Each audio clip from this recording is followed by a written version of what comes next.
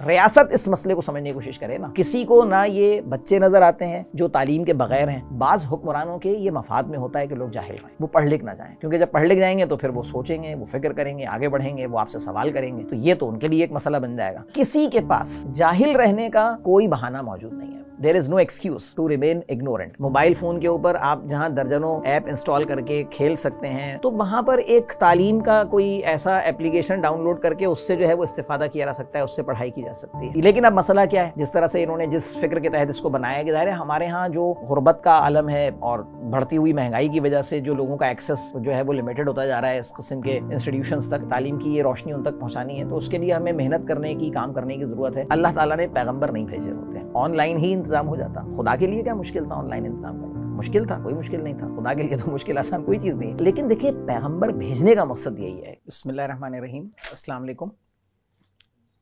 Of the school के रूह रवान नजम सुहरवर्दी साहब जो हैं वो तकरीबन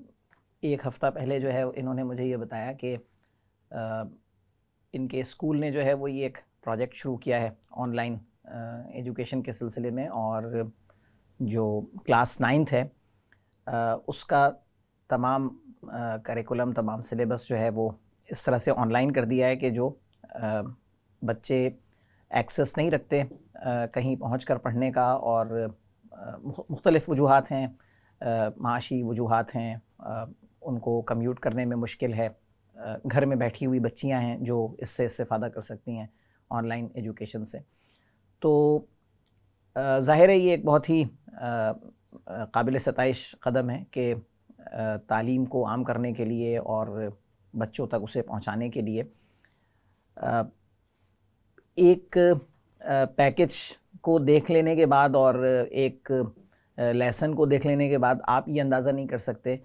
कि उसके पीछे जो काम करने वाले अफराद हैं उनका किस कदर खून जिगर उसमें शामिल है, और उन्होंने किस कदर जो है वो वर्करेज़ी और मेहनत से उसको तैयार किया होता है। बसा औक़ात एक शख्स जो है वो कोई एक काम तैयार करता है और फिर उसको रिव्यू करने वाला या उसको दोबारा जांचने वाला शख्स जो है उसको उसमें कई एक चीज़ें ऐसी नज़र आती हैं जिनकी इस्लाह की और तस्हीह की ज़रूरत होती है, या शायद ये ना कहें इस्लाह की ज़रूरत होती है, उसे मज़ीद बेहतर करने की ज़रूरत समझी जाती है। तो काफ़ी इटरेशंस होती हैं, काफ़ी प्रोसेस के बाद जो है वो कोई एक चीज़ इस तरह से हमारे सामने आती है, और मुझे यकीन है कि ये जो टीम है उसको इस बात का बिल्कुल अच्छी तरह से इदराक है कि एक दफ़ा रोलिंग में आ जाने के बाद जब आपको जो अफराद उसको इस्तेमाल करते हैं उनसे आपको राय मिलती है, फ़ीडबैक मिलता है, तो आपको ये समझ में आता है कि अच्छा हाँ, चंद एक चीज़ें ऐसी थीं जिन्हें हम जिस अंदाज़ से देख रहे थे मासेस उन्हें उस अंदाज़ से नहीं देख रहे, तो हमें फिर उसको ट्यून करने की, बेहतर करने की ज़रूरत भी महसूस होती है, और हमें एक ये रहनुमाई मिल जाती है कि हमें इस अंदाज़ में इसको पेश करना चाहिए ताकि लोग उसे ज़्यादा बेहतर तौर पे उनमें कबूलियत हासिल हो जाए उसको। तो इससे कोई इनकार नहीं है कि ये एक बहुत ही अच्छा कदम है, बहुत ही सराहे जाने के लायक है, और जितने अफराद इसमें शामिल हैं, जिन्होंने मेहनत की है, जिन्होंने कोशिश की है, ये एक बड़ा मुश्किल काम है कि हम जो है वो ज़िंदगी गुजारने का जो एक मकसद आम तौर पे जो हमारे माशरे में रह गया है,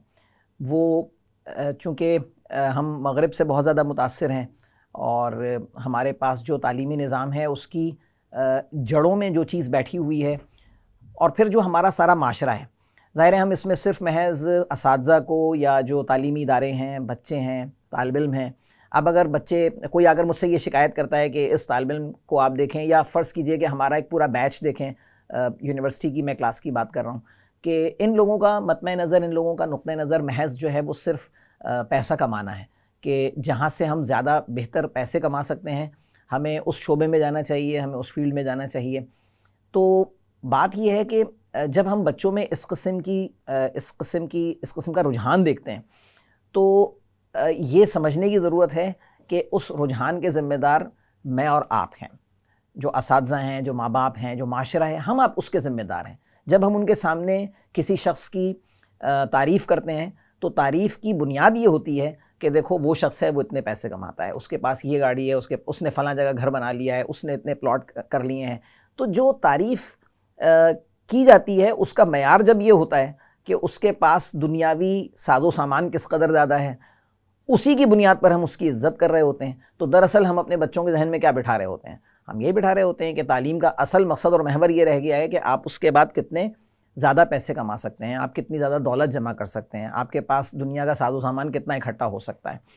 तो इसमें बच्चे का कसूर नहीं है। हमने जो चीज़ बच्चे को सिखाई है, अब हमें वही चीज़ देखनी पड़ रही है, अब हम वही चीज़ हमारे सामने मौजूद है, तो हमें उस पर शिकायत नहीं करनी चाहिए। मैं अक्सर एक बात ये कहता हूँ कि हमारे इदारे जो हैं, मैं ज़ाहिर है किसी एक इदारे को सिंगल आउट नहीं कर रहा, उमूमी तौर पर हमारे जो इदारे हैं वो इंसान बनाने के बजाय पैसा कमाने की मशीन बनाते हैं, और हम बहुत अच्छी पैसा कमाने की मशीनें बनाते हैं। आप देख लें, हमारे बच्चे जब बाहर जाते हैं यूरोप में, अमेरिका में, तो वो दूसरों से कहीं बेहतर कारकर्दगी का मुजाहरा करते हैं, बहुत अच्छी पोजीशंस पर चले जाते हैं। लेकिन फिर क्या होता है, at the end of the day वो उस सेटिस्फेक्शन को, उस इत्मीनान को तो वो हासिल नहीं कर पाते जो इंसान के लिए अल्लाह ताला ने रखा है इस दुनिया के अंदर, के इंसान का इत्मीनान जो है वो इस चीज़ में है कि उसका खुदा ताला से एक ताल्लुक़ बना हुआ हो। ये जो फ़िक्र है ना कि हम दूसरे अफराद के काम आएँ, देखें अगर इसमें ये वाला पहलू मौजूद ना हो कि ये हम खुदा के लिए काम कर रहे हैं, तो यकीन करें कोई भी ऐसा काम जो आप महज इसलिए करते हों कि मे बी आपकी अपनी सेटिस्फेक्शन के लिए हो, उसमें इस्तेहकाम उस वक्त तक नहीं आ सकता, उसमें उस वक्त तक पायदारी नहीं आ सकती जब तक वो काम लिल्लाहियत के साथ ना किया जाए, जब तक वो काम खुदा के लिए ना किया जाए। तो जब इंसान खुदा के लिए कोई काम करना चाहता है तो ज़ाहिर है उसको अपने इर्द गिर्द अपने जैसे बहुत सारे अफराद नज़र आते हैं, और वो ये तय करता है कि मुझे इनके लिए कुछ करना है, मुझे इनके लिए कोई ऐसा काम करना है जो इनकी दुनिया भी संवार दे, और फिर ज़ाहिर है कि अल्टीमेटली उनकी आखिरत भी संवर जाए इस चीज़ से। तो ये वाला काम, तालीम पहुँचाने का काम, दूसरों को इनेबल करने का काम, ये तो ज़ाहिर है कि बहुत अच्छा है, बहुत ज़बरदस्त है। और इसमें अब आजकल आप देख लें कि टेक्नोलॉजी का जो रोल है तालीम को फैलाने में, एक ज़माना था कि जब हम जिस वक्त हम यूनिवर्सिटी में पढ़ते थे, अब हो सकता है कि आप में से कुछ लोग ये कहेंगे भाई आप खासी जो है वो ओल्ड एजेस की बात कर रहे हैं, तो यकीनन है बात ज़ाहिर है बहुत पुरानी, लेकिन उस दौर में जबकि हम किताब की तलाश में एक जगह से दूसरी जगह, एक लाइब्रेरी से दूसरी लाइब्रेरी, और फिर अपने दोस्तों की, अपने जानने वालों की मिन्नत समाजत के भाई इसकी हम फ़ोटो कॉपी करा लेंगे, किसी तरह से हमारे पास ये चीज़ मौजूद हो। आजकल की नस्ल के पास वो तमाम रिसोर्सेस, अच्छा उस ज़माने में ये बात तो बिल्कुल ही नामुमकिन थी कि आप किसी अच्छी यूनिवर्सिटी के प्रोफेसर का लेक्चर सुन सकेंगे बैठकर। मिसाल के तौर पर स्टैनफोर्ड, MIT, ऐसी जगहों पर जो अफराद पढ़ा रहे हैं और जो कि लेजेंड्स हैं, जो वाकई जिन्होंने अपने शोबे में बहुत मेहनत की है, बहुत काम किया है, और उनकी जो कुछ उन्होंने सीखा है वो उसको बहुत उसी अच्छी तरह से सिखाने में भी कामयाब हो रहे हैं। तो ऐसे अफराद से इस्तेफ़ादा करने का उस ज़माने में तो ज़ाहिर है कोई मौका नहीं था, लेकिन अब आजकल आप देखें कि इस किस्म के तमाम एवेन्यूज़ खुल चुके हैं टेक्नोलॉजी की वजह से। अब मैं ज़ाहिर है देखता हूँ कि बच्चे जो हैं, स्कूल गोइंग किड्स इवन जो है, वो टीचर्स ने उनके माँ बाप के नंबर्स के ऊपर उनके व्हाट्सएप ग्रुप बनाए हुए हैं, वो उनके ऊपर उन्हें होमवर्क भेज रहे हैं, उनका स्कूल का ऑनलाइन पोर्टल बना हुआ है, वहाँ पर होमवर्क आ रहा है। ये सब बातें अपनी जगह बिल्कुल सही हैं, लेकिन अब देखें इसके साथ मुश्किल क्या दरपेश हुई है। मसला ये हुआ है कि जब एक चीज़ बहुत ही फरावानी और आसानी के साथ दस्तयाब हो जाती है ना, उसकी कदर कम हो जाती है। अब मैं अक्सर मिसाल देता हूँ, अब ज़ाहिर है चूँकि मेरी दुखती रग है इसलिए मैं बात करता हूँ, और मैं चाहता हूँ कि जब कभी भी बात की जाए तो इस चीज़ की तरफ तो ज़रूर इशारा किया जाए। माँ बाप की मिसाल लीजिए आप, माँ बाप की इंसान को कदर उस वक्त तक नहीं होती जब तक माँ बाप इस दुनिया से चले नहीं जाते। आजकल की नस्ल जो है वो ज़रा सा अपने कदम पर खड़ा होना शुरू होती है और उसे ये समझ में आना शुरू होता है कि शायद हम बहुत 30 मार खान हैं और हमारे माँ बाप जो है वो एक पुराना ज़माना देखे हुए हैं, उनको क्या ख़बर है कि दुनिया में क्या हो रहा है। लेकिन आप देखें कि इंसान अगर इस बात को भूल जाए कि आप कोशिश करते हैं और नतीजा खुदा के हाथ में होता है। तो मैंने तो ऐसे अफराद देखे हैं कि जिनकी अपनी जगह कोशिश थी, सब कुछ था, लेकिन उन्हें खुदा ने उनकी कोशिश से, खुदा की ज़ात जो है वो ज़ाहिर है बहुत रहीम है, बहुत करीम है, उनकी कोशिशों से कहीं ज़्यादा अजर उनको दिया है। और जो बात मुझे नज़र आती है ऐसे अफराद की ज़िंदगी में वो ये कि वो अपने वालिदैन के, अपने माँ बाप के ताबेदार थे, फर्माबरदार थे। तो मैं जो बात कर रहा था वो ये कि नेमत होती है ना, तो अब अगर उसकी फरावानी हो नेमत की तो वो उसकी कदर कम हो जाती है। यही मसला टेक्नोलॉजी के साथ हुआ है। अब मैं अक्सर एक बात ये कहता हूँ कि हमारे पास, इस जनरेशन के पास, इस दौर में जो अफराद ज़िंदा हैं, बशमूल मैं ज़ाहिर है उसको अपने आप को उससे अलग नहीं कर रहा, बच्चे बूढ़े जवान सब, किसी के पास जाहिल रहने का कोई बहाना मौजूद नहीं है। There is no excuse to remain ignorant, कि अब आप ये कहेंगे मेरे पास तो रिसोर्स ही नहीं था, मेरे पास तो जगह ही नहीं थी, मेरे पास सहूलत नहीं थी, फैसिलिटी नहीं थी। मोबाइल फ़ोन के ऊपर आप जहाँ दर्जनों ऐप इंस्टॉल करके खेल सकते हैं और दूसरों को जो है वो एक फ़र्ज़ी लड़ाई में मार सकते हैं और न जाने क्या कुछ कर सकते हैं, तो वहाँ पर एक तालीम का कोई ऐसा एप्लीकेशन डाउनलोड करके उससे जो है वो इस्तेफ़ादा किया जा सकता है, उससे पढ़ाई की जा सकती है। तो ख़ुद हम असातिज़ा इस चीज़ को बहुत अच्छी तरह महसूस करते हैं कि बहुत सारी चीज़ें ऐसी हैं जो हम ज़ाहिर है कि ईज़िली हमें जिस ज़माने में, यानी अगर ये टेक्नोलॉजी ना होती तो हमारा एक्सेस नहीं होता उन चीज़ों की तक, लेकिन अब हम बहुत सारी चीज़ों तक हमारा एक्सेस है और हमारे पढ़ाने में उस चीज़ से बहुत फ़ायदा हुआ है। हमें जो है वो बहुत उस चीज़ का हम नज़र आता है हमें साफ़ कि हम उससे कितना इस्तेफ़ादा करते हैं, बच्चों को वो चीज़ पढ़ाने में, समझाने में हमें किस कदर हेल्प मिलती है टेक्नोलॉजी से। तो लेकिन जिस नुक्ते की तरफ मैं असल में लाना चाहता हूँ, देखिए वो ये है कि टेक्नोलॉजी का इस्तेमाल बिल्कुल ठीक है, करना चाहिए, और जो सहूलत है उसको आप इस्तेमाल करें अपने इल्म में इजाफे के लिए, लेकिन चंद एक बातें जो है ना वो शायद कभी तब्दील ना हो पाएँ। और उनमें से एक बात यह है कि जब आप किसी चीज़ को सीखते हैं ना, तो सीखते हुए उसकी मश्क करना बहुत ज़रूरी है। उसकी जिसे हम प्रैक्टिस करना कहते हैं, कि हम उसे जब तक प्रैक्टिस ना करें, जब तक मश्क ना करें, वो चीज़ जो है वो बात हमारे जहन में, वो हमारे दिल में रासिख नहीं हो सकती वो चीज़ कभी भी। देखें, एक चीज़ तो ये होती है कि आपने आज सीखा और कल आप भूल गए। हदीस में आता है कि इल्म की आफत भूल जाना है। निस्यान जो है ना वो इल्म की आफत है, भूल जाना। अच्छा, अब हम क्या है कि हमने आज एक बात सीखी, 2 महीने बाद, महीने बाद वो बात जहन से निकल गई। क्यों? इसलिए निकल गई कि वो तबीयत का हिस्सा नहीं बन सकी, वो आपके अंदर रच बस नहीं सकी। मैं अक्सर बच्चों को एक मिसाल देता हूँ कि किसी शख्स को कोई फार्मूला याद हो ना हो अपने दौर का, जब मैं पढ़ा रहा होता हूँ और पढ़ाने में फ़र्ज़ करें कि कहीं उस फार्मूले का इस्तेमाल आ जाता है, तो जब बात होती है मैं कहता हूँ अच्छा भाई ये cos square theta plus sine square theta, तो ये वो फार्मूला है जो शायद जिसने ना साइंस पढ़ी है ना कुछ, उसको भी पता है कि भाई ये 1 के ही बराबर होता है। तो चंद एक चीज़ें, अब ज़ाहिर तबीयत का हिस्सा बनी ना आपकी, तो वो आपको याद है। और इसी तरह बहुत सारी चीज़ें जब आपकी तबीयत का हिस्सा बनती हैं आपको याद होती हैं। तबीयत का हिस्सा बनाने के लिए मश्क करना ज़रूरी है। हदीस में इल्म के लिए ये कहा गया कि इल्म जो है ना वहशी है। अच्छा, ये इस कदर बज़ाहिर हैरत अंगेज़ और अजीब बात है कि इल्म के वहशी होने के क्या मायने, कि इल्म वहशी है। देखें, वहशी आमतौर पर हम किस चीज़ को कहते हैं? वहशी वो होता है जो मानूस नहीं होता। यहाँ जो ताबीर है ना वो ये है कि इल्म वहशी इन मानों में है कि जब आप इल्म को अपने कल्ब में, अपने जहन में जगह देते हैं, तो इल्म जो है ना वो फौरी फरार की कोशिश करता है। इल्म रुकता नहीं है।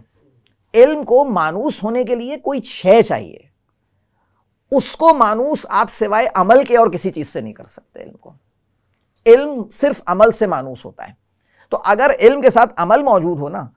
तो इल्म मानूस होता है और इल्म उस जगह ठहरता है, इल्म उस जगह अपनी जगह करार देता है। और अमल का एक हिस्सा जो है ना वो मश्क करना है, कि अगर आप मश्क ना करें, अच्छा मश्क करने के लिए क्या चीज़ ज़रूरी है, मैं अपने जो तालिब इल्म हैं मैं उनको भी ये बात समझा रहा होता हूँ। आजकल तो देखिए फैशन ये हो गया ना कि आप क्लास में पढ़ाते हैं, आपने, अच्छा मैं चूँकि ज़ाहिर है पुराने वक्तों का आदमी हूँ, इसलिए मैं स्लाइड्स के ऊपर पढ़ाने से ज़्यादा मेरा जो फोकस होता है, मेरी तरजीह होती है कि मैं बोर्ड पर पढ़ाऊँ, लिख कर पढ़ाऊँ। तो ठीक है, उसको हो सकता है बाज़ अफराद उस चीज़ को नापसंद करते हों, लेकिन जो कुछ मैंने अपने बच्चों से फ़ीडबैक लिया वो ये कहते हैं कि नहीं, इस तरह से हमें बात समझ में आती है, वरना स्लाइड में ही होता है कि सब कुछ स्लाइड हो जाता है, ठीक है ना। तो पढ़ाने में ये होता है कि कम से कम कुछ वक्त लगता है। देखिए ना, नहीं बात असल में ये है,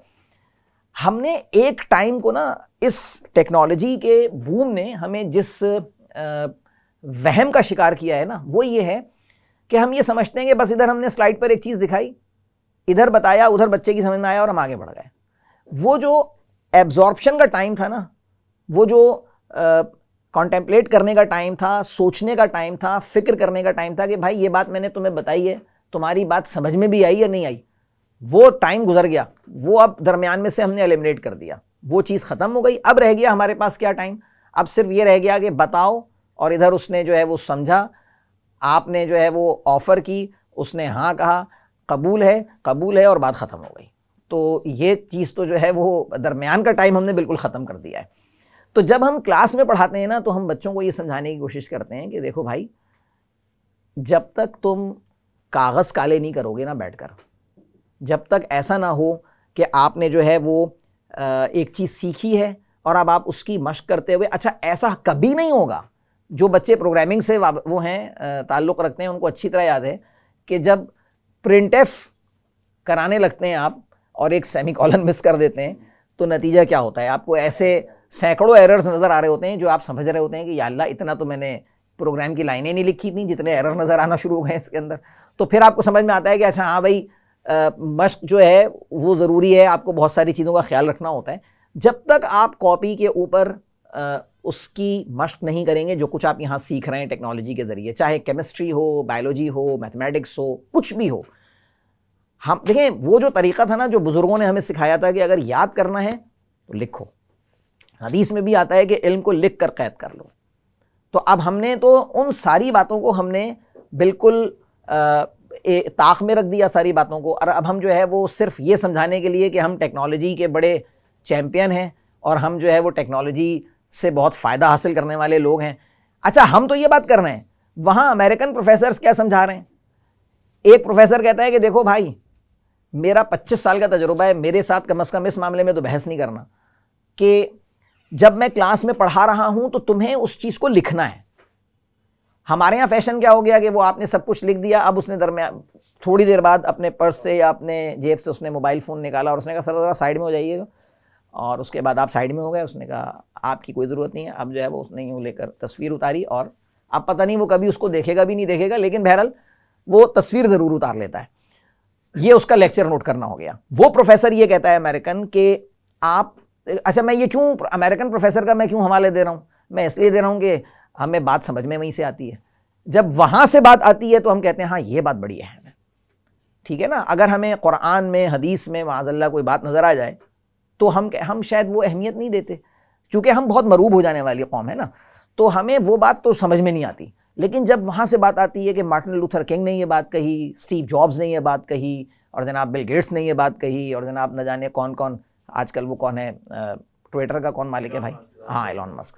तो उसने बात कही, और वो बहुत सारे दूसरे अफराद जिनकी बेतहाशा दौलत से और जिनके कारनामों से हम बहुत ज़्यादा मुतासर हैं, जब वहाँ से बात आती है ना, हम कहते हैं हाँ ये बात आई है, इसको समझने की ज़रूरत है। तो अब अगर वो प्रोफेसर अमेरिकन आपसे ये कहे कि मुझसे बहस नहीं करना, मेरा तजुर्बा है कि जब तुम लिखोगे तो सीखोगे, क्लास में बैठकर लिखोगे तो सीखोगे। तो वो कहता था कि आप बेशक रफ पेपर्स के ऊपर लिखें, बाहर जाकर फाड़ के फेंक दें आप लेक्चर को, क्लास में बहस ना करें मेरे साथ इस मसले के ऊपर कि आप क्लास में नहीं पढ़ेंगे, यानी आप क्लास में लिखेंगे नहीं। शायद मैंने कभी तस्करा किया हो, मैं जब निजम से बात हो रही थी तो ये बात जो है वो ज़ाहिर है हम नहीं कह रहे, यूरोप की 3 इंडिपेंडेंट रिसर्च स्टडीज़ में ये बात समझाई गई है कि जो बच्चे क्लास में बैठकर लेक्चर को नोट करते हैं कागज़ के ऊपर, यानी कलम से लिखते हैं, उनकी अंडरस्टैंडिंग उन बच्चों के मुकाबले में बहुत बेहतर होती है जो लैपटॉप के ऊपर लेक्चर को नोट कर रहे होते हैं या इस तरह मोबाइल से जो है वो लेक्चर की तस्वीरें उतार रहे होते हैं। आजकल आप देख लें, अभी भी आप देखें, स्टैनफोर्ड के, MIT के जो अच्छे अकम्पलिश प्रोफेसर्स हैं वो स्लाइड्स पर नहीं पढ़ाते, वो बोर्ड के ऊपर पढ़ा रहे होते हैं। वो आएंगे, चौक उठाएंगे और पढ़ाना शुरू कर देंगे। तो उन्हें मालूम है कि जो सारी ब्रेन फैकल्टीज़ को इन्वॉल्व करने का तरीका है ना, वो इसी तरह से है। तो जो बात मैं जहाँ पे कह रहा था ना, जो बात मैं कहना चाह रहा था वो ये थी कि देखें, जब तक इल्म के साथ मश्क नहीं होगी ना,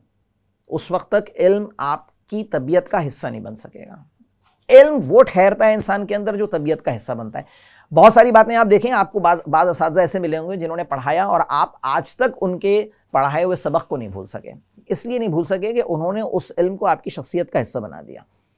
और इंसान को इल्म फ़ायदा उसी वक्त देता है जब वो शख्सियत का हिस्सा बनता है। आज पढ़े कल भूल जाए, उससे जो है वो उसको ज़ाहिर है उसको क्या फ़ायदा होना है। तो इल्म को शख्सियत का हिस्सा बनाने के लिए ना मश्क करनी पड़ती है। एक बड़ा अच्छा मैंने कहीं कोटेशन एक पढ़ी थी, उसने कहा कि don't practice until you get it right, ऐसा होता है ना कि आप प्रैक्टिस करना शुरू करते हैं, अब आपने जो है वो मिसाल के तौर पे क्रिकेट खेल रहे हैं और आप जो है वो हमेशा नो बॉल कर देते हैं, तो आपके कोच ने कहा देखो भाई ये अपनी आदत जो है ना इसको सुधार लो, इससे पहले कि तुम्हें जो है वो कैंप से ही बाहर कर दिया जाए। तो अब आपने कहा अच्छा भाई मैंने प्रैक्टिस करनी है, अब आप गए और आपने प्रैक्टिस करना शुरू की, पहली दूसरी तीसरी हर बॉल जो है वो नो बॉल होती रही। जनाब आपने जो है वो मिसाल के तौर पे 75वीं बॉल ऐसी फेंकी जो नो बॉल नहीं थी, तो आपने कहा चलो भाई अब मेरी इतनी मशक हो गई कि मैं अब नो बॉल नहीं कर रहा। ये नहीं है, कहा यह गया है कि don't practice until you get it right, practice until you can't get it wrong. इतनी मशक करें कि फिर आप जो बॉल फेंकेंगे ना वो अब नो बॉल नहीं हो सकती किसी से भी सूरत में। तो आपको मशक करने का वो दर्जा चाहिए। और देखिए ना, जब तक बच्चे इस बात को ना समझें, जब तक हमारे, अच्छा ये बात बच्चों से ज़्यादा ना असातिज़ा को और माँ बाप को समझने की ज़रूरत है। आजकल बच्चों, अच्छा मैं अक्सर माँ बाप जो है जो ज़ाहिर है टेक्नोलॉजी से बहुत ज़्यादा मुतासिर हैं, वो कहते हैं अब तो टेबल्स याद करने की क्या ज़रूरत है, अब ये वाली मशक करने की क्या ज़रूरत है, हाथ से करने की क्या ज़रूरत है, अब तो सब कुछ कैलकुलेटर करता है, अब तो सब कुछ कंप्यूटर करता है। बहुत अच्छी बात है, आप इसका मतलब है कि महज कंप्यूटर के और कैलकुलेटर के ग़ुलाम रह सकते हैं, आप कभी कंप्यूटर बना नहीं सकते फिर कभी भी। क्योंकि जिसने कंप्यूटर बनाया है ना, उसने पेपर पर बैठकर वो सारी मशक की है, उसने वो सारा मैथमेटिक्स समझा है, उसने वो सारी तफसीलात, वो सारी जुज़ियात समझी हैं, तब जाकर वो इस काबिल हुआ है कि वो कोई ऐसी मशीन बना सके जिससे आपको ये इंप्रेशन मिल रहा हो, ये इल्यूजन मिल रहा हो कि आपके सारे मसाइल का हल जो है वो किसके पास है, वो मशीन के पास है। तो जो बुनियादी दो निकात मेरे जहन में थे जो मैं चाहता था कि यहाँ पर बात की जाए, उसमें से देखें एक मैं खुलासा कर दूँ बात का, कि एक नुकता तो यही है कि टेक्नोलॉजी के आ जाने से अब जाहिर है कि हमें बहुत ज़्यादा मौक़े मिल गए सीखने के, तो अब हमें उन मौक़ों को बहुत ज़्यादा इस्तेमाल करने की ज़रूरत है, बजाय इसके कि मोबाइल पर हम जो है, मैंने तजुर्बा किया, अभी कुछ दिनों पहले मेरे पास स्क्रिप्ट्स थी चेक करने के लिए, तो मैंने एक दिन जो है वो मैं डिजिटल फास्टिंग के ऊपर चला गया तकरीबन 2 दिन के लिए। कौम परेशान थी, लोग फ़ोन कर रहे थे भाई तबीयत सही हो गई, क्या हो गया, परेशान आप जो है वो ठीक ठाक हैं, खैरियत से हैं। मैंने कहा हाँ भाई खैरियत से हूँ, बस ये मसला हो गया है। लेकिन फिर मैंने ये जहन में सोचा हुआ था कि भाई जिसे अप्रोच करना होगा, जिसे कोई बहुत ज़रूरी काम होगा, वो फ़ोन कर लेगा। तो अब मसला ही होता है, अब इधर व्हाट्सएप जब आप खोल कर बैठते हैं तो आपको मालूम है कि आजकल लोग आपके इतने आशिक हैं कि वो जिस किसी एक सुबह एक शख्स उठता है और उसके जहन में आता है मुझे आज एक व्हाट्सएप ग्रुप बनाना है,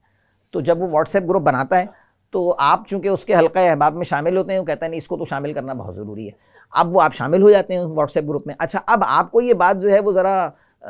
तवाज़ो के ख़िलाफ़ लगती है कि किसी ने आपको व्हाट्सएप ग्रुप में शामिल किया और आप जो है वो एक एरोगेंस का मुजाहरा करते हुए व्हाट्सएप ग्रुप से बाहर निकल जाएँ, ये बात भी बुरी लगती है। अब वो जिसे कहते हैं कि ना आगे जा सकते हैं ना पीछे जा सकते हैं, अब बामरे मजबूरी उस ग्रुप के अंदर आप शामिल ज़रूर हैं। और फिर ज़ाहिर है कि वो जितने ग्रुप, जितने अहबाब उतने अब। अच्छा, और ये भी एक मसला है, बाज़ अफराद की जॉब ही व्हाट्सएप के अंदर है, अगर आप गौर फरमाएं तो वो सुबह से शाम तक पता नहीं दफ्तर में क्या करते हैं या घर में क्या करते हैं, वो मुस्तकिल तौर पर जो है वो फॉरवर्ड कर रहे होते हैं। अच्छा, उनसे अगर आप ये मालूम करेंगे इसमें ये जो बात कही गई है, तो उसने खुद ही नहीं सुनी होती वाली बात, उसको तो खाली जो है वो फॉरवर्ड करना होता है। तो मैं ये बात कर रहा था कि जहाँ ये चीज़ इस कदर वक्त की बर्बादी का बाइस बनती है ना, आप ये करेंगे, आप जो है वो एक वक्त तय कर लेंगे, भाई ठीक है आपने जो है वो मिसाल के तौर पे व्हाट्सएप जो है वो रात में किसी वक्त आधा घंटा पौन घंटा देख लेना है। बच्चों को ये बात समझा रहा हूँ, और दायरे के जो नौजवान हैं उनके लिए भी है, और जो कम से कम, खैर मेरी उम्र का तो यहाँ कोई भी नहीं बैठा हुआ, लेकिन ये कि बात ये कि ये ज़रूरी है, हम जैसे बूढ़ों को भी बात समझने की ज़रूरत है कि भाई ये चीज़ जो है वो वक्त का कितना ज़िया है, किस कदर जो है वो इसमें वक्त बर्बाद होता है। तो जितना आप वक्त बचा लेंगे आप उतना ज़्यादा इस टेक्नोलॉजी से जो है वो, देखें ना, दो धारी तलवार है, आपको दोनों तरफ से काट देगी पकड़कर, वक्त भी बर्बाद हो जाएगा और जो है वो आप कुछ हासिल नहीं कर सकेंगे, और आप ये समझ रहे होंगे कि आपने टेक्नोलॉजी का बहुत इस्तेमाल किया है। तो एक तो इन मौक़ों से बहुत ज़्यादा फ़ायदा हासिल करने की ज़रूरत है। लेकिन यहाँ एक बात मैं एक ज़िमनी बात कर दूँ कि देखें, ये बात तय है कि कोई पैकेज, कोई इस तरह का ऑनलाइन सिस्टम किसी उस्ताद के सामने जो है वो बैठकर सीखने को रिप्लेस नहीं कर सकता। अगर ऐसा होता तो अल्लाह ताला ने पैगंबर नहीं भेजे होते, ऑनलाइन ही इंतज़ाम हो जाता। खुदा के लिए क्या मुश्किल था ऑनलाइन इंतज़ाम करना, मुश्किल था? कोई मुश्किल नहीं था, खुदा के लिए तो मुश्किल आसान कोई चीज़ नहीं है। तो जो है वो ऑनलाइन इंतज़ाम हो जाता। लेकिन देखिए, पैगंबर भेजने का मकसद यही है कि एक शख्सियत जो होती है ना आपके सामने मौजूद, उसका एक ऑरा होता है, उसका एक असर होता है, उसका एक इन्फ्लुएंस होता है, और वो ये बात तो खैर हमारे यहाँ ज़ाहिर है कि जो हमारे इल्मी आसार हैं उनमें तो ये मिलती है। जो दूसरे अफराद हैं जो गैर हैं वो इस चीज़ को समझते हैं कि किसी ऐसे शख्स के साथ, किसी मेंटोर के साथ महज चंद लम्हों की जो सोहबत है वो आपको बहुत सारी किताबें पढ़ने से ज़्यादा इल्म और असर जो है वो आपको दे सकती है। तो इसमें कोई शक नहीं है कि क्लासरूम टीचिंग को दुनिया की कोई चीज़ रिप्लेस नहीं कर सकती। लेकिन अब मसला क्या है, जिस तरह से इन्होंने जिस फ़िक्र के तहत इसको बनाया कि ज़ाहिर है हमारे यहाँ जो गुरबत का आलम है और बढ़ती हुई महंगाई की वजह से जो लोगों का एक्सेस जो है वो लिमिटेड होता जा रहा है इस किस्म के इंस्टीट्यूशंस तक, तो उन तक भी तो हमें बहरहाल ये चीज़ पहुँचानी है, तालीम की ये रोशनी उन तक पहुँचानी है। तो उसके लिए हमें मेहनत करने की, काम करने की ज़रूरत है। और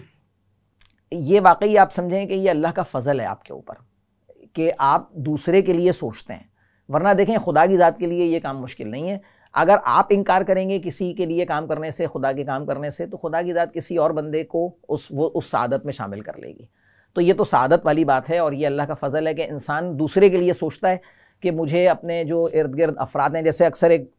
बात होती है कि भाई जब हम पाकिस्तान जिंदाबाद का नारा लगाते हैं, मैं एक जगह गया, कहीं दुकान पर कुछ ख़रीदारी कर रहा था, तो वहाँ एक साहब जो थे वो कतार को तोड़कर, और उन्होंने, बस आपको मालूम है यहाँ लोग काफ़ी जल्दी में होते हैं,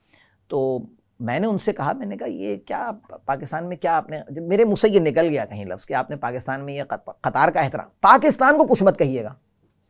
पाकिस्तान को कुछ मत कहिएगा। मैंने कहा भाई पाकिस्तान क्या है? पाकिस्तान ये ज़मीन आसमान सूरज चांद सितारे थोड़ी है पाकिस्तान। पाकिस्तान मैं और आप हैं,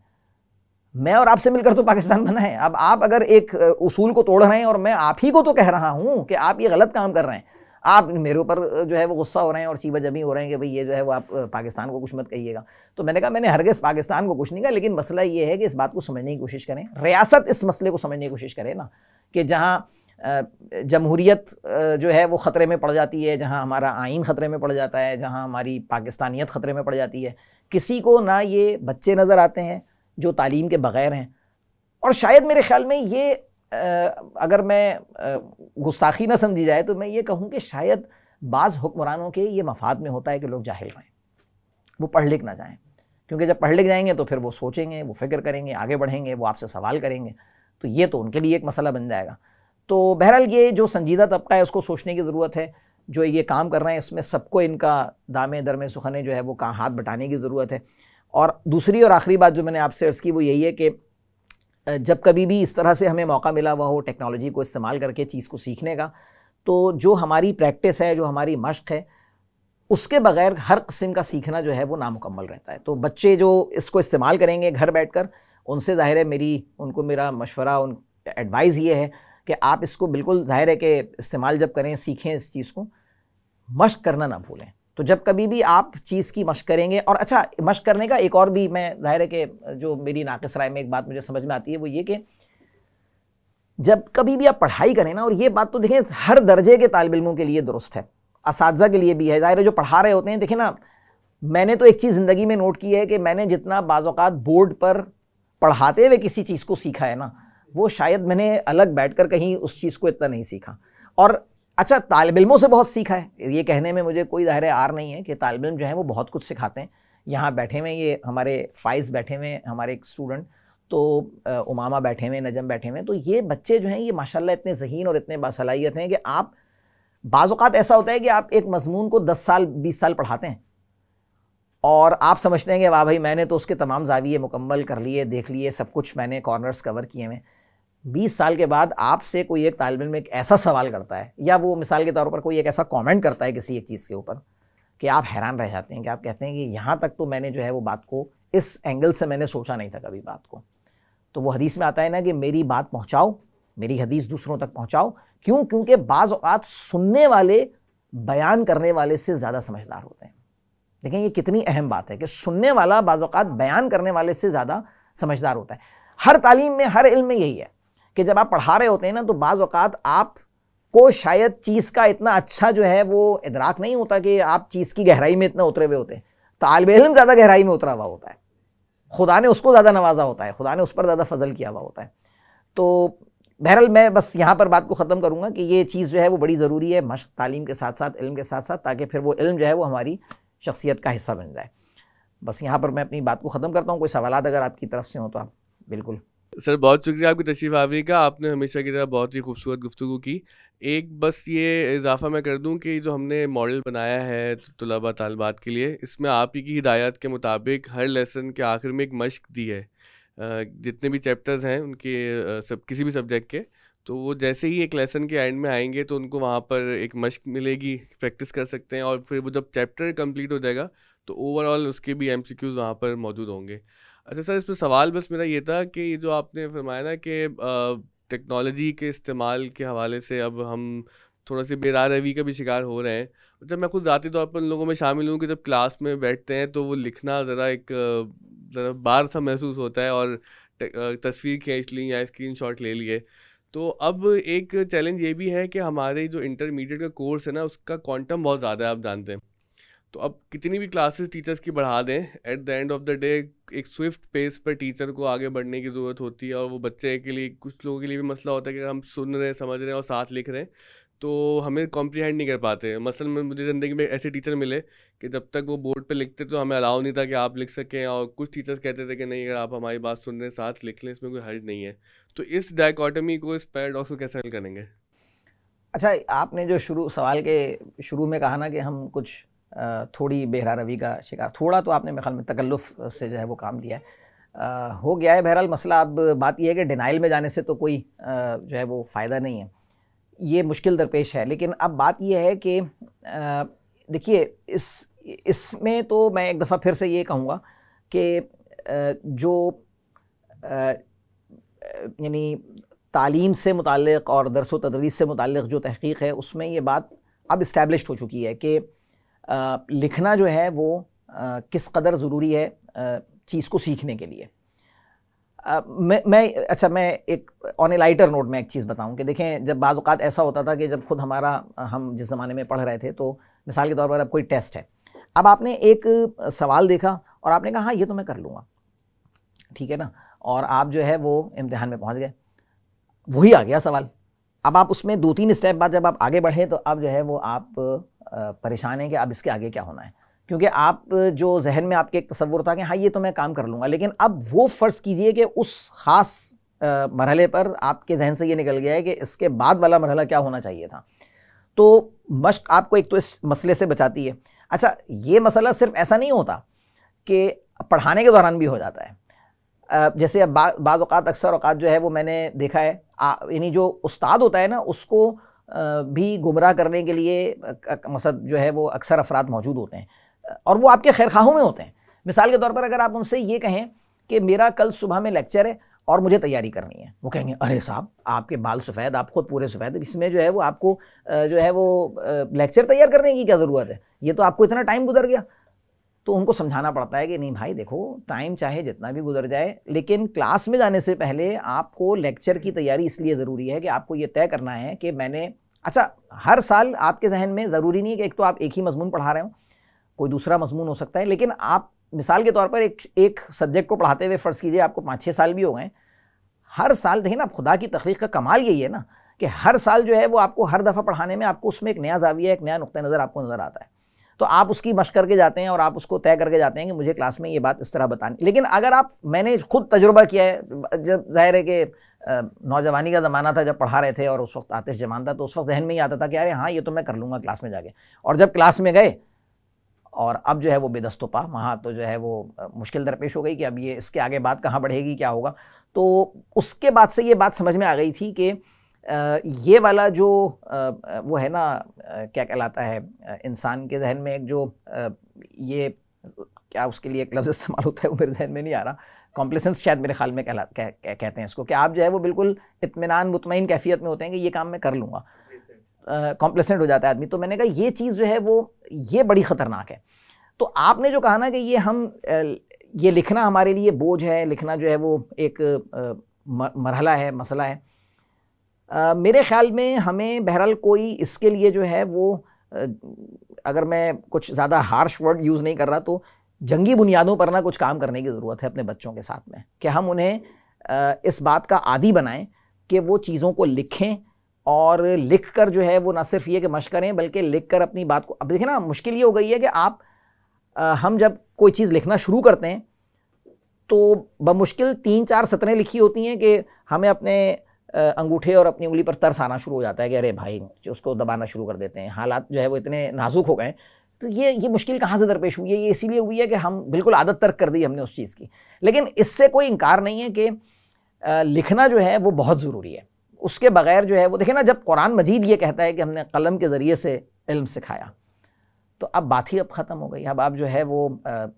कोई कुछ कहता रहे, लेकिन अब तो देखिए ना, अब तो वो साइंस भी उसकी सपोर्ट में आई हुई है कि भाई हमारी स्टडीज़ ये चीज़ प्रूव कर रही हैं कि लिखना जो है वो किस कदर ज़रूरी है। तो हमने इस एलिमेंट को जब से निकाला है ना, मल्टीपल चॉइस क्वेश्चंस बहुत अच्छे होते हैं कि आप जो है वो बच्चों को जो है वो उससे चेकिंग जल्दी हो जाती है। अब जैसे मुझे याद है, हमारे एक उस्ताद थे, वो ये करते थे कि वो मल्टीपल चॉइस क्वेश्चंस देते थे। 25-30 के करीब उन्होंने दे दिए। अच्छा, अब हुआ ये कि 25-30 में तो बात ये हो गई कि अब बस डिस्क्रिप्टिव तो चंद एक ही थोड़ा सा ही रह गया हिस्सा। और उस 25-30 में भी क्या होता था, सारे सवालात के जो ऑप्शंस थे वो ए करेक्ट होते थे, मिसाल के तौर पे। तो अब अगर फर्ज कीजिए कि ये हो गया है, तो फिर चेक करना तो फिर कोई मसला ही नहीं रह गया। तो अब उसको अगर डिकोड कर लिया किसी तालिब इल्म ने, तो वो तो जाहिर है उस चीज़ को तो आगे लेके बढ़ जाएगा। तो बात यह है कि चेकिंग असेसमेंट जो है वो अपनी जगह सही है। तालिब इल्म को मजबूर करना चाहिए कि वो किसी भी मसले के ऊपर ना, जो बात उसने समझी है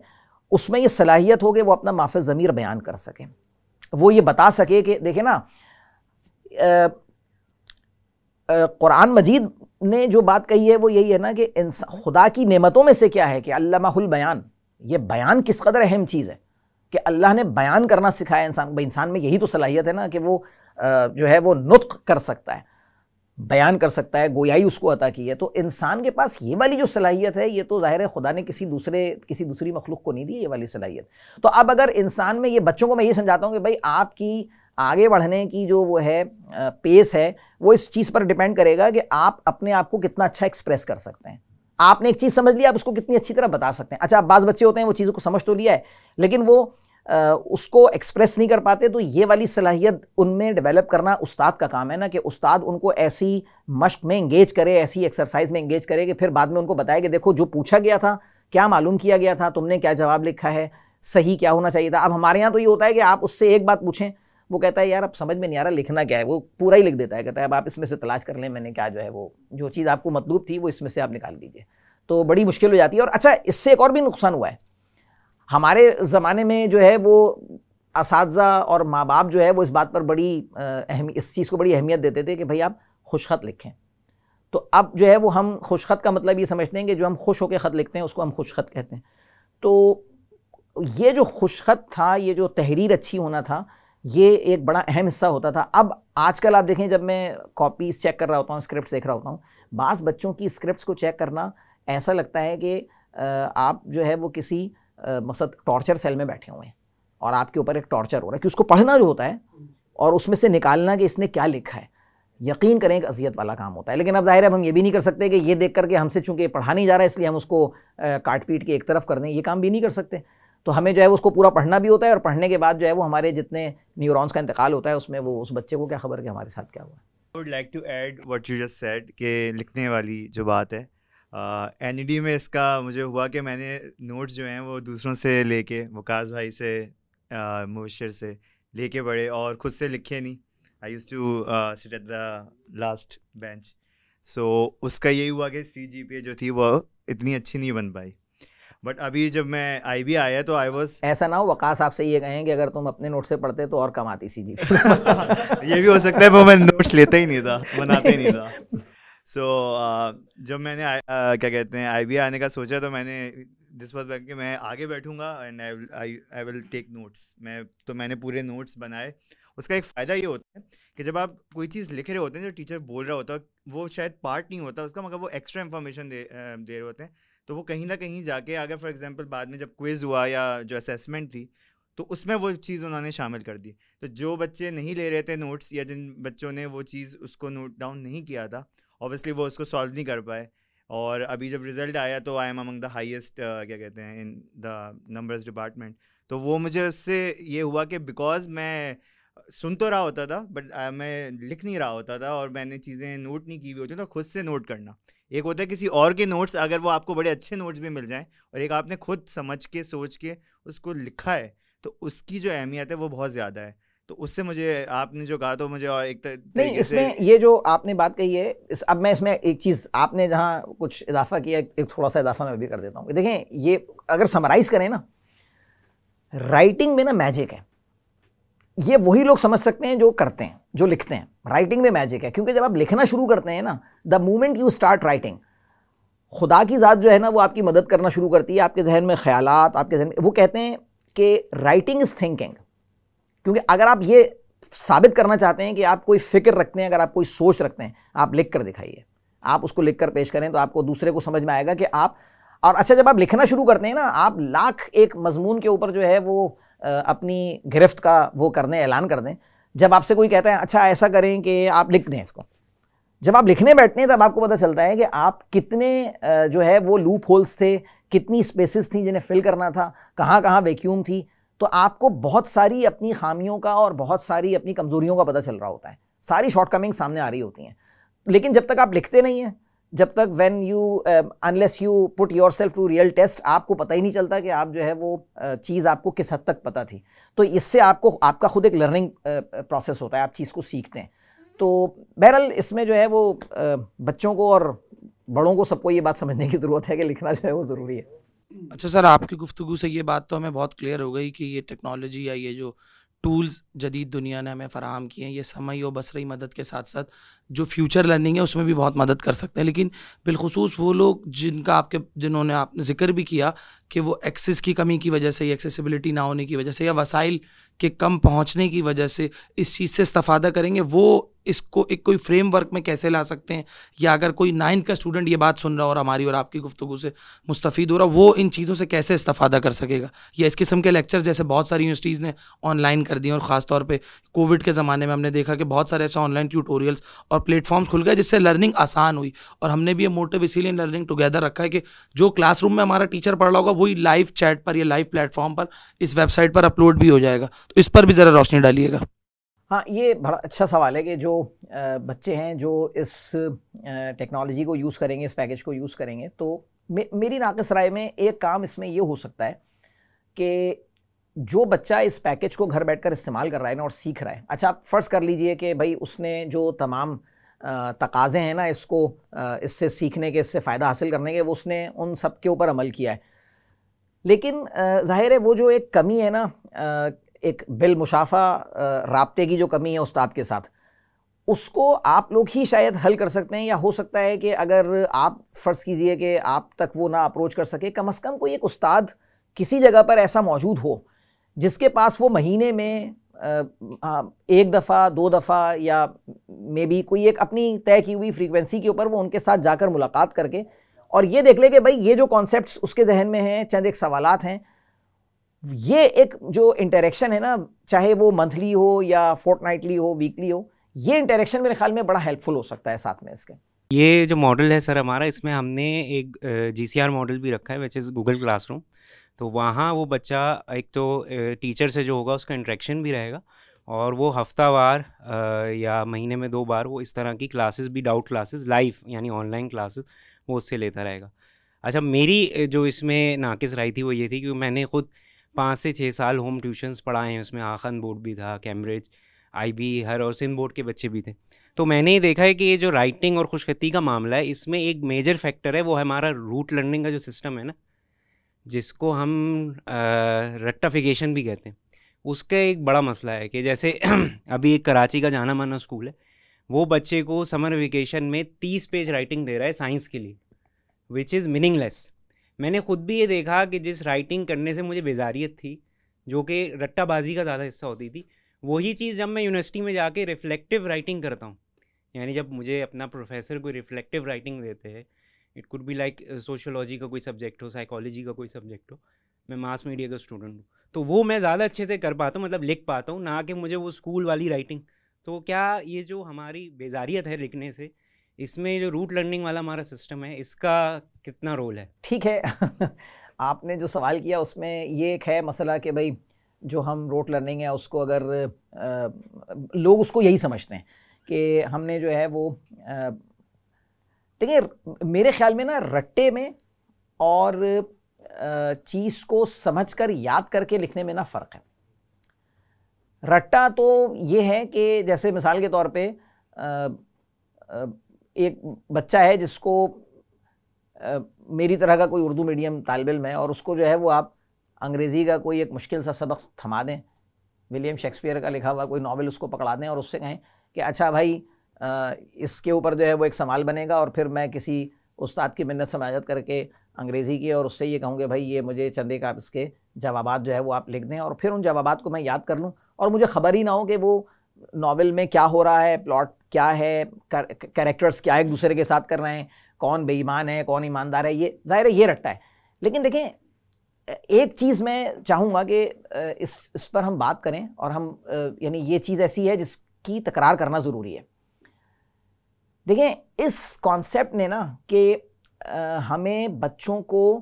जो है वो रट्टे की आदत से निजात दिलानी है, ये वाला जो कॉन्सेप्ट है ना, इसमें एक मुश्किल ये हो गई कि अब हमारा बच्चा क्या करता है, वो कोई बाज़ मामूली बातों को याद रखने से भी कासिर है। अच्छा क्यों? क्योंकि अब उसकी विलिंगनेस नहीं है याद करने की। क्यों? क्योंकि वो ये कहता है कि अरे सर ये तो रट्टा हो गया, ये आप क्या करवा रहे हैं, रटवाएंगे हमें ये चीज़ें। तो देखें बाज़ बुनियादी बातें याद रखना ज़रूरी होती हैं। मैं बच्चों को मिसाल देता हूँ, भाई तुम घर का पता याद रखते हो यार, ऐसा तो नहीं है कि तुम ये कहोगे नहीं ये तो रट्टा हो गया, मैं घर तो तुम किसी और घर चले जाओ भाई चंद बातें तो नहीं, देखिए ना कुछ बातें तो आप याद रखते हैं ना। अब ये देखिए और अच्छा मसला क्या हो गया है, मुश्किल ये हो गई है, आपने बच्चों को ये नहीं समझाया कि ये जो देखें हाफजा जो है ना इंसान की जहानत का एक बहुत अहम हिस्सा है। मेमोराइजेशन जो है यानी अगर आप चीज़ को याद रखते हैं, मिसाल के तौर पर आपने एक शेर पढ़ा और वो आपको अच्छा लगा और आपको याद हो गया, या फ़र्ज़ कीजिए कि आपको एक तसव्वुर एक कॉन्सेप्ट है जो पढ़ाया गया और आपको वो याद करना है, तो अब अगर आप उसको याद करने में थोड़ी सी दिक्कत भी करते हैं ना, तो देखें एक बात जहन में ये रखें कि हर हज़रत अली अलैहिस्सलाम का कौल है कि हर ज़र्फ़ की ना एक वो होती है कैपेसिटी होती है, जब आप उसमें चीज़ डालते हैं तो वो भर जाता है। इल्म वो ज़र्फ़ है जिसकी कोई कैपेसिटी नहीं, उसमें जितना डालोगे ना वो उतना ही एक्सपैंड होता चला जाता है। बच्चों ने क्या समझ लिया है, वो समझते हैं ये याद हो गया, अब ये भी याद करेंगे तो ये तो जहन से निकल जाएगा हमारे। नहीं, ऐसा नहीं है, आपने अपने आप को उस रिगरस प्रोसेस का हिस्सा बनाया नहीं। तो मैं यहाँ पर पार्शली आपसे इख्तिलाफ करूँगा कि देखें कुछ तो हमें बच्चों को आदत डालनी चाहिए कि नहीं भाई ये याद रखो and now you should reproduce it, आप तुम्हें ये करना चाहिए, क्योंकि उससे उसको ये आदत पड़ेगी लिखने की, यानी वो एक स्ट्रीम लाइन होना शुरू होगा, एक प्रोसेस का हिस्सा बनना शुरू होगा। हाँ मैं बिल्कुल इस रट्टे के दायरे में भी खिलाफ हूँ कि उसको यही खबर ना हो कि वो किसकी कहानी लिख रहा है और उसको जो है वो आपने जो है वो सब कुछ लिखवा दिया लेकिन उसको खबर नहीं कि उसने लिखा क्या है, ये बात गलत है। लेकिन कुछ थोड़ा बहुत ना उसको उसमें प्रोसेस में लाना। अच्छा बच्चे क्या कहते हैं, सर मैं अपनी तरफ से लिख दूँ डेफिनेशन। हाँ बेटा आप अपनी तरफ से लिखने का मतलब मैंने कहा यही होता है कि भाई सही लिखो। हाँ अब ऐसा ना हो ना कि आप अपनी तरफ से लिखने का मतलब ये है कि जो मर्जी आए लिख दो गलत और आप फिर बाद में आकर बहस ये करेंगे तो मैंने सही लिखा हुआ था। वो लिखें जो कि ज़ाहिर है कि एक सबको काबिल कबूल स्टैंडर्ड है, मयार है, वो वाली तारीफ़ लिखें आप, उसमें अल्फाज आगे पीछे हो जाएं तो वो एक अलग बात है। अब वो बाज़ लोग ये कहते हैं कि भाई आपने तो जो है वो बच्चे के नंबर इसलिए काट लिए कि आप ये चाहते थे कि जो मैंने जहाँ पर कॉमा फुल स्टॉप लगाया है वहीं पर लगाएगा वो कॉमा फुल स्टॉप। ज़ाहिर है उस्ताद आमतौर पर इस तरह नहीं करते, लेकिन मुश्किल ये होती है कि देखें ना कुछ अल्फाज का जो है वो तब्दील कर देना, कुछ आगे पीछे तरतीब कर देने से ही जो है वो सारा कॉन्सेप्ट जो है वो क्या हो जाता है, वो तो तब्दील हो जाता है। तो ये बातें हमें बच्चों को समझाने की ज़रूरत है। कुछ मैं बताऊं ये चीज़ें जो है ना वो अब ये फिर वही में बात आ जाती है, असातिज़ा की ज़्यादा तरबियत की इस मामले में ज़रूरत है। अब बाज़ औक़ात उस्ताद आएगा और क्लास में क्या आएगा, don't work hard work smart. अच्छा अब भाई इसका क्या मतलब है वर्क स्मार्ट करने का? इसका मतलब अगर ये है कि आप मेहनत से जी चुरा लें, आप जो है वो हर चीज़ से हाथ उठा लें और आप जो है वो हैप्पी गो लकी टाइप के स्टाइल में आ जाएं और आप कहेंगे अच्छा भाई अब जो है ना वो ज़्यादा काम करने की ज़रूरत नहीं है, मेहनत करने की ज़रूरत नहीं है। ऐसा नहीं होता। जहाँ बानी से है दुश्वार तरकारे जहाँ भी नहीं, जिगर खूं हो तो चश्मे दिल में होती है नज़र पैदा। ऐसे नहीं होता, चीज़ ऐसे सामने नहीं आती। ये जो आपको बहुत सारी बेहतरीन चीज़ें नज़र आ रही होती हैं, इनके पीछे किस कदर मेहनत होती है, बच्चों को ये समझाने की ज़रूरत है। बच्चों को शॉर्टकट दिखाने की ज़रूरत नहीं है। Shortcut is always a wrong cut. Shortcut से तो उसको कहीं भी नहीं पहुंच पाएगा ना। तो हमें उसको मेहनत का आदी बनाने की ज़रूरत है। आप देखें जितनी तरक्की याफ्ता अक़वाम है जिन्हें हम तरक्की याफ्ता कहते हैं, मेहनत के ज़रिए पहुँची है ना ऐसी जगहों के ऊपर। और हमने जो है वो बच्चों को शॉर्टकट दिखाना शुरू किए तो उससे गड़बड़ हो गई है। हमें उनको सिखाना चाहिए कि नहीं, मेमोराइजेशन जो है ना that is part of intelligence. लेकिन कौन सी मेमोराइजेशन? जो जाहिर है समझ कर हो मेमोराइजेशन। वरना आप देखें बाज़ अफराद जो होते हैं उन्हें बहुत सारी चीज़ें, आप खुद देखिए ना, कंप्यूटर की ही मिसाल चलें ले लें, हर बात में हम कंप्यूटर की मिसाल देते हैं। वो कंप्यूटर इंटेलिजेंटली बिहेव नहीं कर सकता जिसके पास मेमोरी कम होती है। आप देख लें अच्छे एप्लीकेशन चलाने के लिए मेमोरी ज़्यादा चाहिए होती है। तो इंसान का जो ये वाला हिस्सा है ना, इंसान का दिमाग कुछ ऐसी मशीन है कि अगर वो इस्तेमाल ना करे ना तो वो फिर इस्तेमाल के काबिल ही नहीं रहता। तो बच्चों को ये समझाने की ज़रूरत है कि भाई इसको इस्तेमाल करते रहो मुस्तकिल तौर पर। लेकिन बहरहाल आपकी बात सही है, जुज़वी तौर पर मैंने उससे इत्तेफाक किया है, लेकिन ये कि कुछ हमें बहरहाल उनको डालना चाहिए प्रोसेस के अंदर, रिगरस प्रोसेस के अंदर। सर पहले थे वो चौक वाले जो बोर्ड होते थे, फिर उसके बाद वाइट बोर्ड्स आए, अब ये डिजिटल स्मार्ट बोर्ड्स आ गए हैं आपके पीछे जो लगा हुआ है। तो टीचर के पॉइंट ऑफ व्यू से और स्टूडेंट के पॉइंट ऑफ व्यू से जो ये एवोल्यूशन हो रहा है टेक्नोलॉजी का, तो इसमें आप किस नुक्ते नज़र से आपकी क्या ओपिनियन है इसमें? देखिए मैं तो ठीक है, ये अब अगर हम स्मार्ट बोर्ड पे पढ़ाना शुरू कर दें तो असल में बात प्रिंसिपल की है। उसूली बात ये है कि टीचर और स्टूडेंट एक फ़िज़िकल स्पेस पे मौजूद हैं और टीचर जो है वो स्टूडेंट को कोई बात समझा रहा है, स्टूडेंट सवाल भी कर रहा है। देखें ये बिल्कुल उसी तरह से है ना, ऑनलाइन जैसे फ़ोन के ऊपर आप किसी से अगर बात कर रहे हैं तो बाज़ औक़ात फ़ोन पर बात करने में ना आपको उसके तासुरात का पता है, ना आप ये समझ पा रहे हैं कि उसने किस लहजे में कोई बात कही है। बहुत सारे हिजाबात दरमियान में हाइल हैं ना फ़ोन पर बात करने में। लेकिन अगर आप जो है वो एक दूसरे के सामने मौजूद हैं तो फिर जो है वो आपको बात उसके चेहरे के तासुरात से आपको बात समझ में आना शुरू होगी कि वो बात क्या कहना चाह रहा है, कहाँ पर एम्फेसिस है, कहाँ पर वो बात को उसने जो है वो सरसरी तौर पर बताया है। तो ये सारी चीज़ें जो हैं वो बहरहाल एक असर तो रखती हैं। अब उसमें आप जो है वो चौक इस्तेमाल करें, मार्कर इस्तेमाल करें, आप जो है वो ये स्मार्ट बोर्ड इस्तेमाल करें, इससे ज़्यादा अहमियत जो है ना वो उस फिज़िकल इंटरेक्शन की है, जो मेरा पॉइंट था ना वो ये है। तो अब आप डिजिटल बोर्ड इस्तेमाल कर लें, मैं ज़ाहिर है मैं इस चीज़ के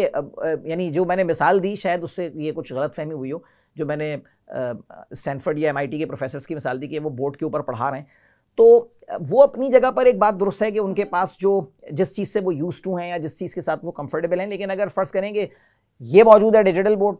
लेकिन उसूली बात यह है कि एक फ़िज़िकल इंटरेक्शन अगर हो रहा है तो वो ज़्यादा सूदमंद है तालिब इल्मों के लिए, और ज़ाहिर है उसमें उस्ताद की अपनी भी लर्निंग है बहुत ज़्यादा जब एक फ़िज़िकल इंटरेक्शन होता है। तो जिस तरह मैंने आपसे कहा कि देखें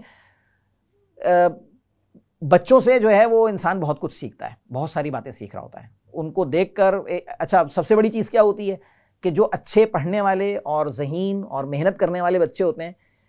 टीचर उनसे एनर्जी हासिल कर रहा होता है। ये ज़ाहिर है शायद एक रेयर फिनोमेना हो, लेकिन ये कि कम से कम मैंने अपनी ज़िंदगी में देखा है कि ऐसे बच्चे जो है ना वो उस्ताद की तवानाई का बाइस बन रहे होते हैं। क्योंकि जब टीचर ये देख रहा होता है कि ये बच्चे इतने अच्छे हैं, बाज़ औक़ात तो मुझे ज़ाहिर है खुद शर्मिंदगी होने लगती है। मैं ये सोच रहा होता हूँ कि इतने अच्छे और पढ़ने लिखने वाले बच्चों के लिए वाकई कोई बहुत अच्छे असातिज़ा होने चाहिए थे।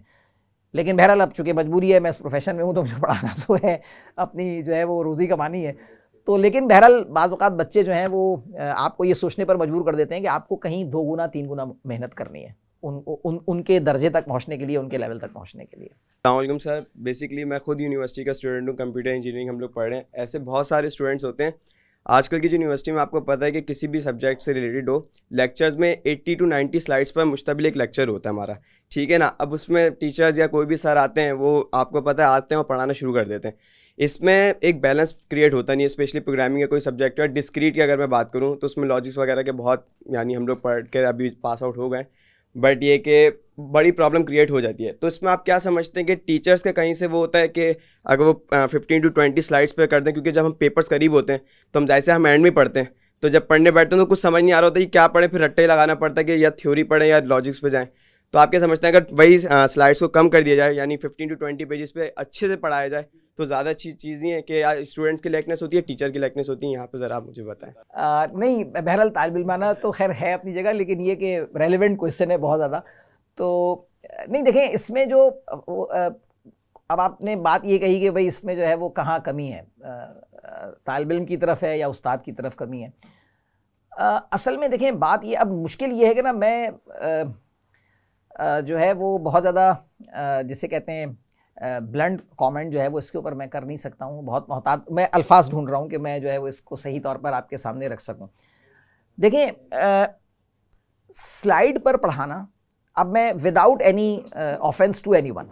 ज़ाहिर है जो हमारी पूरी टीचर्स कम्युनिटी है उसके साथ में मेरा अपना नुक्ता नज़र ये है, स्लाइड पर पढ़ाने से 3 गुना 4 गुना ज़्यादा मेहनत होती है बोर्ड पर पढ़ाने के अंदर। उसकी रीज़न ये है कि आप you have to prepare yourself. आपको स्लाइड्स नहीं बनानी होती। बाज़ औक़ात क्या होता है, टीचर ने स्लाइड्स बनाई, स्लाइड पर एक कॉन्सेप्ट आया, अच्छा बाज़ औक़ात क्या होता है, इतना क्लटर होता है स्लाइड्स के ऊपर कि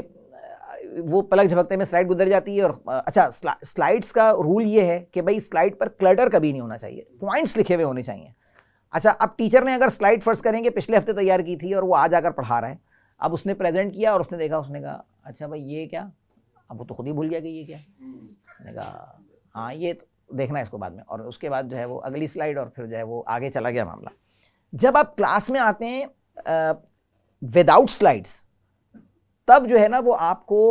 जो है वो पूरी तैयारी के साथ आना होता है। अच्छा, वो जो तैयारी होती है ना, उसमें देखिए क्या मौका मिलता है उस्ताद को, जब वो शुरू से आखिर तक वो देखता है कि अच्छा एक चीज़ कहलाती है, ज़ाहिर है आप असातिज़ा यहाँ पर जो हैं वो वाकिफ़ होंगे यकीनन इस चीज़ से,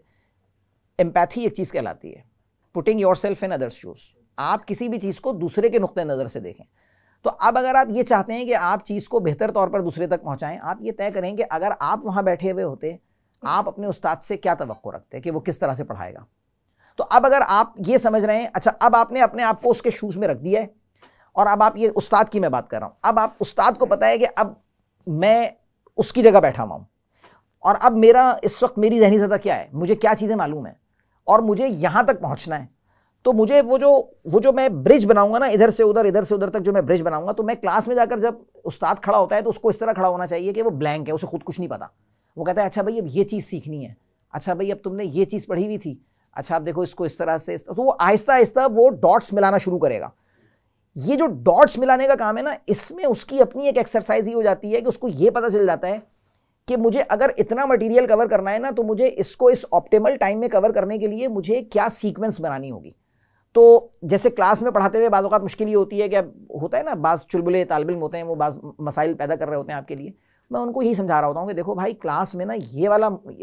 उस्ताद का काम SHO वाला काम तो नहीं है ना, पुलिस थाने का काम तो नहीं है। तो लेकिन जब एक दफ़ा उस्ताद उस ट्रैक से हटता है, वो सारा लेक्चर का जो ट्रैक है ना वो लूज़ होना शुरू हो जाता है, क्योंकि ज़ाहिर है उसके जहन में तो एक तसव्वुर बना होता है मैंने इस तरह लेकर चलना है, इस तरह लेकर चलना है, वो मुश्किल हो जाती है। ये काम तो उस्ताद को करना है।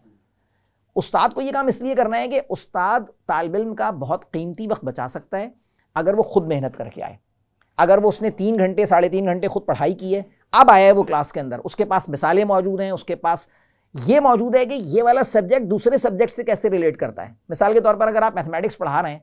अब आप उसको पढ़ाने में बताएंगे देखो फिजिक्स में फला जगह के ऊपर ना ये वाली चीज़ इस्तेमाल होगी, तो तुम्हें ये रीजनिंग वहाँ पर हेल्प करेगी। तो ये जो लिंकेज डेवलप करना होता है ना, ये स्टूडेंट्स को बहुत सारी चीज़ें रिटेन करने में हेल्प करता है। लेकिन अल्टीमेटली रिस्पॉन्सिबिलिटी किस पर आ जाती है, वो स्टूडेंट्स पर आ जाती है। तो अब अगर स्टूडेंट मेहनत ना करे, घर जाकर उसको ना देखे, आप अक्सर तालिब इल्मों से पूछते हैं भाई ये तुमने काम क्यों नहीं किया, या तुम इसमें इस क्विज़ में तुम क्यों जो है वो कम नंबर लेकर आए, तो वो जो है वो बहुत ही जिसे कहते हैं खुशदिली से इतराफ़ कर रहे होते हैं, कहते हैं सर पढ़ाई नहीं था हमने, तो सर वो जो है वो चल रहा था, कौन सा काउंटर स्ट्राइक खेल रहा था मैं, है भाई पढ़ते हैं फिर समझ नहीं आ रही होती ना, क्योंकि वो इतना तेज पेस से लेके नहीं, मैं उसकी बात नहीं, स्लाइड्स वाला मसला तो ज़ाहिर है अपनी जगह पर है, स्लाइड्स वाला मसला तो अपनी जगह पर है। लेकिन ये कि मैंने तो ज़ाहिर है जब होता है ना, जब आप बैठे होते हैं टीचर के लेक्चर में और पता चल रहा है आपने, ज़ाहिर है तालिब इल्म सबसे पहले क्या चीज़ नोट करता है कि 1 ऑफ, और पता चलता है कि जब नज़र आता है कि 1 ऑफ 100 स्लाइड, तो पता लो भाई उसका तो वहीं पे जो है ना सारा ख़त्म जाता है, पढ़ने पढ़ाने का जो जज्बा होता है वहीं पर ख़त्म हो जाता है कि 100 स्लाइड अगर आज चलेंगी तो मैं ठीक है 90 स्लाइड में जाग जाऊँगा कि क्या जो है वो उस्ताद ने पढ़ाना है। तो बस ठीक है। जो अच्छा एक बात और भी है, एक जो पढ़ाने वाले हैं ना उन्हें एक चीज़ समझने की कोशिश करनी चाहिए, don't ever try to cover the material. देखें बाज़ औक़ात क्या होता है, हमारे जहन में ये होता है आज मैंने ये ख़त्म करना है, बस ये आज मैंने निपटाना है ये वाला। नहीं भाई, निपटाना नहीं है। अगर आपका तालिब इल्म जो है वो फ़र्ज़ कीजिए क्लास का एक बड़ा हिस्सा जो है वो बात नहीं समझ पा रहा आपकी, इसका मतलब है फिर आप कुछ गड़बड़ कर रहे हैं, आपने कहीं पर आपके कनेक्शंस मिसिंग हैं कहीं पर। तो फिर आपको you have to revisit your lecture plan, आपको देख कर आने की ज़रूरत है कि नहीं अगली दफ़ा मुझे कुछ और तरीके से ये बात समझाने की ज़रूरत है, अगर क्लास का एक बड़ा हिस्सा मेरी बात को नहीं समझ पा रहा। तो ये वही वाली बात है कि आपकी जितनी अच्छी लेक्चर प्रिपरेशन होगी ना, उतना ज़्यादा जो है वो आप स्टूडेंट का टाइम बचा सकेंगे। वरना क्या होगा, वो गरीब खुद बैठ कर पढ़ेगा फिर उस चीज़ को। तो जो चीज़ आप उसको आधे घंटे में पढ़ा सकते थे, वो उसको समझने, अच्छा फिर वो कहाँ से पढ़ेगा? वो हम साहिब मालिक की वीडियो देखेगा बेचारों की। अब वो आपको मालूम है, वहाँ देखें इंटरनेट पर हर चीज़ जो मौजूद है वो रिलायबल नहीं है। बाज़ औक़ात वो बिल्कुल कॉन्सेप्ट्स का बेड़ा गर्क कर देते हैं पढ़ाकर। तो अब अगर वाकई किसी ने इंटरनेट पर देखना ही है तो भाई ठीक है, फिर किसी अच्छी यूनिवर्सिटी के प्रोफेसर्स की जो है वो वीडियोस को देखा जाए। लेकिन वो टाइम जो आप उनका बचा सकते थे ना, उस्ताद अगर खुद मेहनत करके नहीं आ रहा है और उसके जहन में ये है कि बस चूंकि मुझे पढ़ाते हुए मिसाल के तौर पे 4-5 साल हो गए, तो अब तो मैं चैम्पियन इंसान हूँ, तो अब तो जो है वो मैं बेहतर बगैर किसी तैयारी के मैं पढ़ा सकता हूँ। मेरे ख्याल में इससे ज़्यादा जो है ना लीथल कोई चीज़ पढ़ाई के लिए नहीं है। पढ़ाने में जाने के लिए आपको जो है वो प्रिपरेशन की ज़रूरत है। और प्रिपरेशन का यही मतलब नहीं होता कि आप जो है वो मसलन किसी किताब से उठाकर उसको नोट कर रहे हैं। प्रिपरेशन का मतलब ये होता है ये वाली प्लानिंग के ये वाला जो बैच आया हुआ है, इसने ये चीज़ें पढ़ी नहीं है और अब मुझे इसको ये चीज़ समझानी है, ये लिंक्स दरमियान में डॉट्स किस तरह से मिलेंगे, मैं कोई नई मिसाल किस तरह से लेकर आऊँगा बात को समझाने के लिए। तो जब आप कोशिश करते हैं बस, तो खुदा की ज़ात राह खोल ही देती फिर आपके लिए। अस्सलाम वालेकुम सर। सर पहले तो बहुत शुक्रिया आपकी आमद का यहाँ पर, और बहुत खूबसूरत आपकी गुफ्तगू थी। सर सवाल मेरा ये था कि यहाँ 9th क्लास की इस्लामियत और ये फर्स्ट ईयर में भी मैं ये देखता हूँ कि उसमें पोर्शन है अहादीस का सेक्शन है और आयात का। तो उसमें ये होता है कि उसकी वजाहत भी करनी होती है। तो अब मैं तलबा से कहता हूँ कि भाई आप इसको पढ़ें और फिर नीचे जो तशरीह है उसको देख के अपने अल्फाज में लिखें। अच्छा, तशरीह किताब में लिखी हुई है? जी, तशरीह लिखी है, अब अपने अल्फाज में इसको तहरीर करें। अच्छा, वो नॉर्मली जो है वो एक तो ये कि वो हेजिटेशन का शिकार के आयात हैं या अहादीस हैं, क्या करें। अच्छा, मैंने उनसे कहा कि भाई आप इसको देखें और अपने अल्फाज में तहरीर तो करें, कम से कम कोशिश तो करें। अच्छा, लेकिन वो 1-2 लाइनों से ज़्यादा नहीं लिख पाते। शायद उसकी वजह यह है कि वो 8 क्लास तक जो है वो ये देखते हैं कि जी रट्टाफिकेशन, कि जी यहाँ से यहाँ तक याद कर लो, यहाँ से यहाँ तक, क्योंकि अब आगे जो है उन्होंने जब तक वो उसकी वजाहत नहीं करेंगे, अपने माफिज ज़मीर को बयान करने के काबिल नहीं होंगे, तो आगे वो लिख नहीं पाएंगे। तो मेरा सवाल ये था कि अब मैं क्लास में जब उनसे कहता हूँ कि जी आप इसको लिखें, तो वहाँ पर जो है वो 5 मिनट, 10 मिनट, 15 मिनट, 20 मिनट ऐसे गुजर जाते हैं कि पता ही नहीं चलता। तो अब हमने यहाँ कोर्स भी कंप्लीट करवाना है, तो उसके लिए फिर हमें क्या करना चाहिए? और तलबा के अंदर वो ज़ौक़ शौक़ भी नहीं है, और इधर जो है वो कोर्स भी कंप्लीट करवाना होता है। तो अब इसका क्या हल है सर? हाँ, कुछ शहर दे लोग भी जालिम सी, कुछ वो वाली कैफियत हो गई है। हाँ, नहीं बात असल में ये नहीं, ये तो है मुश्किल। लेकिन देखें, अब एक बहैसियत एक उस्ताद के ना, ये तो चैलेंज है कि हमें, अच्छा ये शायद आप मेरे ख्याल में पूरे जो निसाब की आयात या अहादीस हैं उनके साथ तो शायद ये काम ना कर सकें, लेकिन कम से कम आप तशरीफ रखें, को ये हो सकता है कि हम ये काम करें उनके साथ कि देखें ये आप देखें ये बड़ा बहुत ही क्या कहना चाहिए काबिल तहसीन कदम है कि आप, वरना देखें आजकल उस्ताद कौन, स्कूल में पढ़ाने वाला उस्ताद आजकल अगर इतनी मेहनत कर रहा हो तो हमारे पास जो पहुंचने वाले बच्चे हैं उनका एक फिर अलग हमें एक आउटलुक नज़र आएगा ना उसके अंदर। ये जो आपने बात कही है, इसमें मेरे ख्याल में ये हो सकता है कि आप उन्हें ना, देखिए मिसाल के तौर पर आप उन्हें एक हदीस या एक आयत जिसकी तशरीह पर बात हम करना चाह रहे हैं, कुछ ना आप उनको जिसे कहते हैं लाइन पर लगाकर धक्का देकर आगे बढ़ा के ना आप कहें अच्छा भाई चलो देखो ये है, इसकी हमें तशरीह करनी है और जो किताब में लिखा हुआ है ना उससे हट करना हमें अपने अल्फाज में बयान करना है। थोड़ा सा जिसे आप कहते हैं कि आप उनके लिए टॉर्च बेयरर बने, आप उनको रास्ता दिखाएंगे, देखो अच्छा भाई चलो इसको क्या इस तरह लिख सकते हैं। बाज़ औक़ात ऐसा होता है कि आप ना उनके सामने कोई एक किसी सवाल का गलत जवाब रख के ना उनको झंझोड़ते हैं कि क्या ये बात सही है,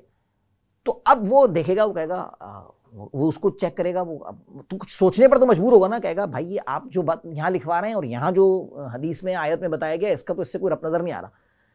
ये काम हो सकता है कि आप उन्हें यानी जिसे कहते हैं कि ठीक है सारी पूरे सिलेबस के साथ निसाब के साथ ये काम नहीं हो पाएगा, लेकिन एटलीस्ट अगर आपने फ़र्ज़ कीजिए कि 2-4 आयात जो 2-4 अहादीस के साथ भी ये वाली मश्क उनकी करा दी ना, मैं समझता हूँ आगे जो है ना वो उनको ये चीज़ समझने में ना, लेकिन इसमें ज़ाहिर है पहला कदम आप उठाएं, आप उन्हें एक चीज़ बताएं कि अच्छा मैं समझता हूँ कि इसकी तशरीह ये है, अब देखें उसको आप चेक करेंगे भाई तुम क्या समझते हो कि ये वाली बात वाकई सही है या ये वाली बात गलत है। मेरा ख्याल ये है कि देखें ऐसे में ना ज़ाहिर है बच्चा अब इस कदर भी सादा नहीं है कि उसको यही बात समझ में ना आ पाए कि जो वहाँ लिखा हुआ है और जो कुछ आप बयान करना चाह रहे हैं दोनों में कोई रब्त है या दोनों जो है वो एट ऑड्स हैं, वो वाली बात उसको आएगी समझ में। वहाँ से मेरे ख्याल में शायद वो ना उसके अंदर जो कुछ बात छुपी हुई है, जो कुछ वो बता सकता था, वो पोटेंशियल फिर आहिस्ता आहिस्ता सामने आना शुरू होगा। तो बहरहाल खैर ये बड़ी अच्छी बात है जो आप अगर बच्चों के साथ ये वाली मशक करते हैं, लेकिन ये मेरे ख्याल में अगर ये वाला एक तरीका कर लें तो हो सकता है कुछ बेहतरी इसके अंदर आ जाए कुछ।